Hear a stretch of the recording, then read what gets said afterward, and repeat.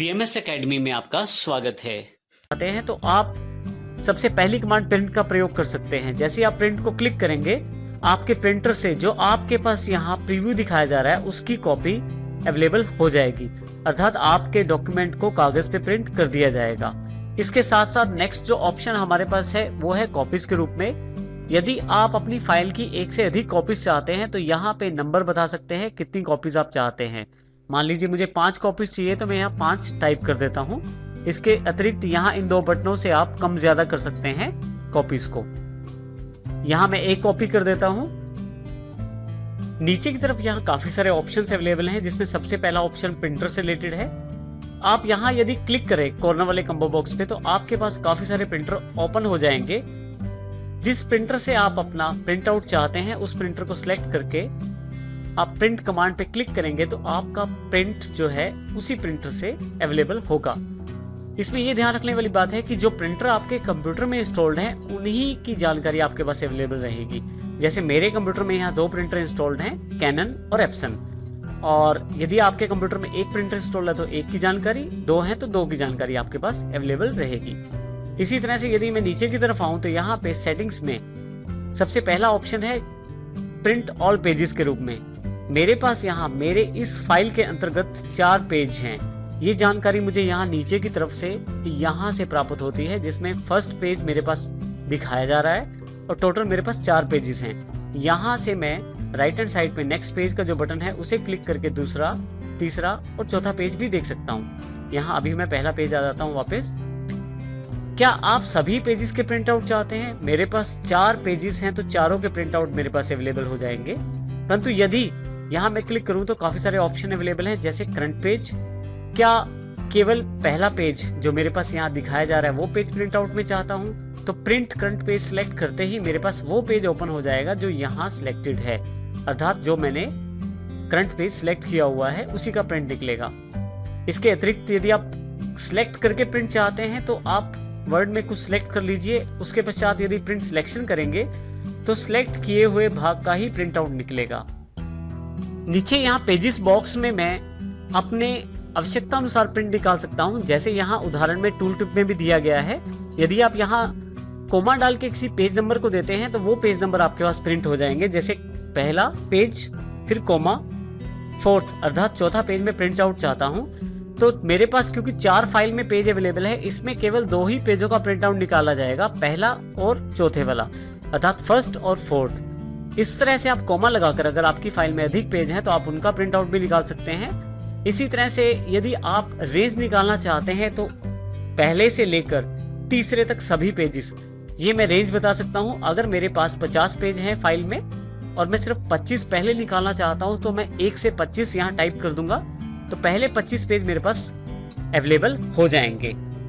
इस प्रकार मैं अपनी आवश्यकता अनुसार पेजेस निकाल सकता हूँ। प्रिंट के बिल्कुल नीचे सेव एंड सेंड कमांड है, जिसका प्रयोग आप सेव और सेंड दोनों के लिए कर सकते हैं, जिसमें सबसे पहले सेव एंड सेंड की ऑप्शंस अवेलेबल है। आप अपनी इस फाइल को ईमेल के साथ भेज सकते हैं, सेंड यूजिंग ईमेल के साथ। इसके लिए आपके पास इंटरनेट अवेलेबल होना चाहिए।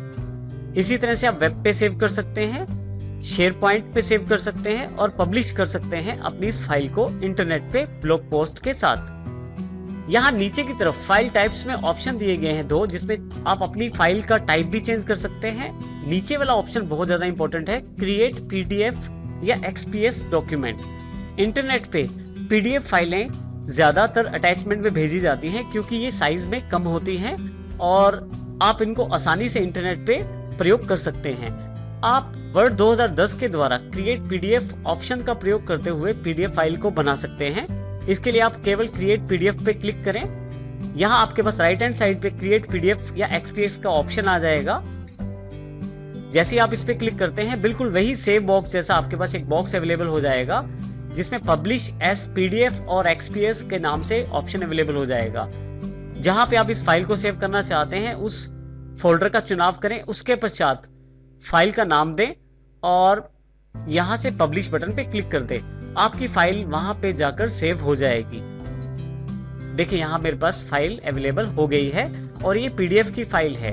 इस प्रकार मैं पीडीएफ की फाइल को वर्ड 2010 की सहायता से भी बना सकता हूँ। नेक्स्ट कमांड जो हमारे पास अवेलेबल है वो हेल्प के रूप में है। आप माइक्रोसॉफ्ट वर्ड 2010 की हेल्प का प्रयोग भी यहाँ से कर सकते हैं। सपोर्ट के अंतर्गत यहाँ काफी प्रकार की हेल्प दी गई है। जैसे आप यदि ऑफलाइन अर्थात अपने कंप्यूटर में ही किसी हेल्प का प्रयोग करना चाहते हैं तो माइक्रोसॉफ्ट ऑफिस हेल्प को क्लिक करें। जैसे ही आप इस पे क्लिक करते हैं आपके पास एक बॉक्स अवेलेबल हो जाता है वर्ड हेल्प के रूप में। यहाँ पे काफी सारी टॉपिक्स दिए गए हैं जो बेसिक हेल्प से रिलेटेड है। आप डायरेक्टली इन टॉपिक्स को क्लिक करके भी हेल्प खोल सकते हैं। जैसे मैं टेबल्स की जानकारी चाहता हूँ तो टेबल्स पे क्लिक करते ही उससे रिलेटेड सभी जो टॉपिक्स है मेरे पास अवेलेबल हो जाएंगे। जैसे ऐड और डिलीट ए टेबल, इसको मैं क्लिक करता हूं तो ऐड कैसे करते हैं टेबल को और किस प्रकार डिलीट करते हैं उनकी जानकारी यहाँ पे अवेलेबल हो गई है। देखिए यहाँ पे सभी कमांड्स को स्टेप बाय स्टेप बताया गया है। और यदि आप चाहें तो यहाँ से बैक आ सकते हैं फिर से उन्हीं टॉपिक्स पे जहाँ पे हम शुरू में थे। आप चाहें तो यहाँ सर्च बॉक्स में लिखकर भी अपना टॉपिक सर्च कर सकते हैं। जैसे यहाँ मैं शॉर्टकट कीज को ढूंढना चाहता हूँ, जैसे ही शॉर्टकट कीज को मैं सर्च करता हूं यहाँ पे तो मेरे पास यहाँ सभी तरह की शॉर्टकट की से रिलेटेड ऑप्शंस अवेलेबल हो जाएंगे। मान लीजिए keyboard shortcuts for Microsoft office word की जानकारी मैं चाहता हूं, इस पे मैं क्लिक करूंगा। जैसे ही क्लिक करूंगा मेरे पास नीचे की तरफ काफी तरह के शॉर्टकट्स की जानकारी अवेलेबल हो जाएगी। और जैसे यहाँ पे मान लीजिए मैं चाहता हूँ, और जैसे यहाँ पे मैं माइक्रोसॉफ्ट ऑफिस बेसिक्स के शॉर्टकट चाहता हूँ तो यहाँ मैं प्लस पे क्लिक करूंगा तो उससे रिलेटेड सभी ऑप्शंस मेरे पास अवेलेबल हो जाएंगे। देखिए यहाँ पे सभी शॉर्टकट्स की जानकारी मेरे पास अवेलेबल हो गई है। इसी तरह से यदि ऑफिस रिबन पे नेविगेट करना चाहता हूँ तो उसके शॉर्टकट्स भी यहाँ पे अवेलेबल हैं। देखिए यहाँ पे काफी सारी जानकारियां यहाँ अवेलेबल हैं। इस प्रकार से आप वर्ड की हेल्प का प्रयोग कर सकते हैं। शॉर्टकट की जानकारी प्राप्त करने के लिए आपके पास एक और शॉर्टकट मेथड होता है अल्ट बटन का प्रयोग करना। कीबोर्ड पे यदि दिए गए अल्ट बटन को आप प्रेस करें तो आपके पास देखिए सभी शॉर्टकट्स यहाँ स्क्रीन पे अवेलेबल हो जाएंगे। आप देखें यहाँ पे फाइल के साथ F का प्रयोग किया गया है, H जो है होम के लिए, N इंसर्ट के लिए, P पेज लेआउट के लिए। इस प्रकार आप इन शॉर्टकट का प्रयोग ऑल्ट बटन के साथ करके डायरेक्टली उस मेन्यू को एक्सेस कर सकते हैं। जैसे मैं फाइल टैब को खोलना चाहता हूं तो ऑल्ट F जैसे ही करूंगा मेरे पास वो फाइल टैब अवेलेबल हो जाएगी। यहाँ देखिए जैसे ही ऑल्ट बटन को मैं दोबारा प्रेस करता हूं मेरे पास फिर से सभी कमांड से रिलेटेड शॉर्टकट अवेलेबल हो जाएंगे जिनको मैं ऑल्ट बटन के साथ प्रयोग कर सकता हूं। जैसे यदि मैं इस फाइल को सेव करना चाहता हूं तो ऑल्ट के साथ S का प्रयोग, और यदि मैं अपनी फाइल का प्रिंट आउट चाहता हूं तो ऑल्ट के साथ P का प्रयोग कर सकता हूं। इस प्रकार आप माइक्रोसॉफ्ट वर्ड के सभी शॉर्टकट का प्रयोग कर सकते हैं। ये तरीका ना केवल माइक्रोसॉफ्ट वर्ड 2010 के लिए एप्लीकेबल है बल्कि माइक्रोसॉफ्ट के सभी नए सॉफ्टवेयर्स में इस तरीके से आप सभी शॉर्टकट्स की जानकारी ले सकते हैं।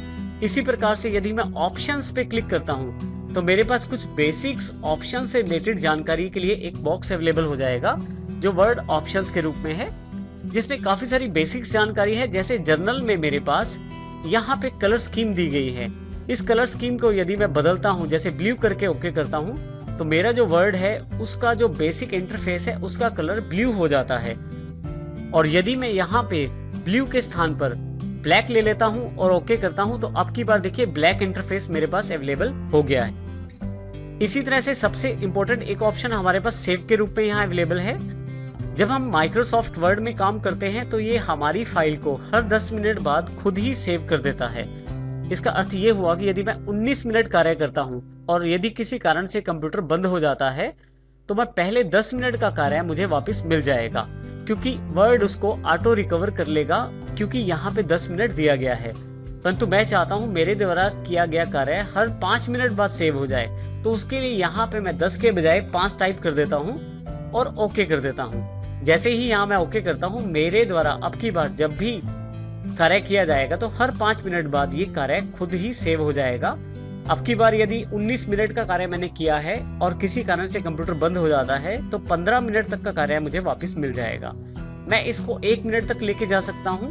यदि मैं इसे 1 मिनट कर देता हूँ तो 19 मिनट के कार्य में मुझे 18 मिनट का कार्य वापस मिल जाएगा। परंतु 1 मिनट करने पर ये ज्यादा टेम्परेरी फाइलें बनाता है जिससे आपकी ये मेमोरी को प्रयोग करता है, परंतु आप इसका प्रयोग अपनी आवश्यकता और कंप्यूटर की स्पीड के अनुसार कर सकते हैं।